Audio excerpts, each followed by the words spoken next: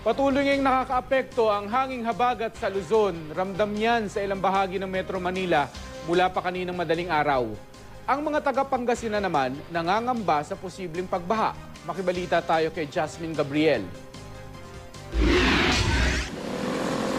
Magdamag na inulan ng ilang bahagi ng Metro Manila. Sinabayan pa ito ng malakas na hangin.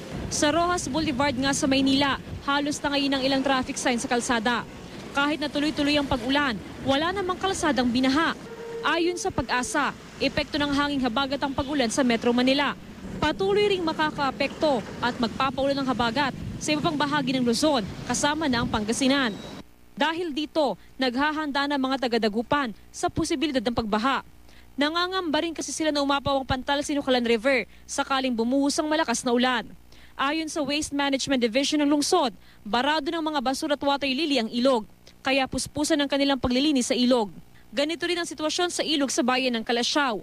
Nananawagan naman ng mga otoridad sa mga residente na maging responsable sa pagtapon ng basura.